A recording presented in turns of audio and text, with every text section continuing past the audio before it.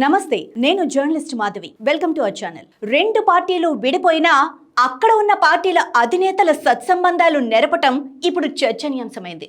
ఉమ్మడి రాష్ట్రంగా ఉన్న సమయంలో కాంగ్రెస్, తెలుగుదేశం పార్టీ బలంగా ఉండేది. అయితే రాష్ట్ర విభజన తర్వాత తెలంగాణ కాంగ్రెస్ పుంజుకున్నా ఏపీలో మాత్రం అది జీరో లెవెల్కు చేరుకుంది. ఇక తెలంగాణలో బీజేపీ బలంగా కనిపిస్తున్నా ఏపీలో మాత్రం సింగిల్ డిజిట్కే పరిమితమైంది. తెలంగాణలో రెండు జాతీయ పార్టీలు బలంగా ఉన్నాయి.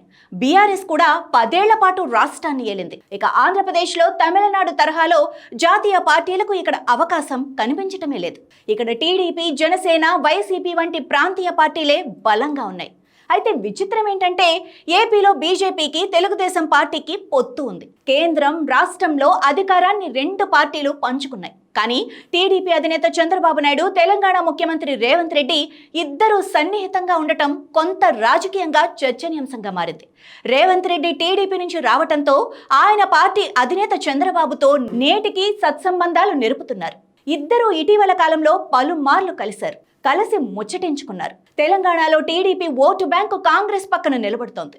ఇటీవల జరిగిన జూబ్లీహిల్స్ ఉప ఎన్నికల్లో టీడీపీ అధినేత చంద్రబాబు తమ ఓటర్లకు ఎలాంటి పిలుపునివ్వకుండా మౌనం పాటించడం కూడా కాంగ్రెస్ కు అనుకూలంగా మారింది. మరొక వైపు తెలంగాణలో బీఆర్ఎస్, ఏపీలో వైసీపీ అధినేతలు ఇద్దరూ సఖ్యతగా ఉంటారు.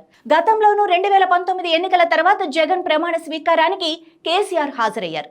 ఇటీవల బెంగళూరులో జరిగిన ప్రైవేటు కార్యక్రమంలో జగన్, కేటీఆర్లు కలవటం సోషల్ మీడియాలో పెద్ద చర్చ జరిగిందని చెప్పాలి. ఇక్కడ రెడ్డి సామాజిక వర్గం కాంగ్రెస్ కు అనుకూలంగా ఉంది. జగన్ ను అభిమానించే వాళ్ళు మాత్రం బీఆర్ఎస్ కు మద్దతుగా నిలుస్తున్నారు.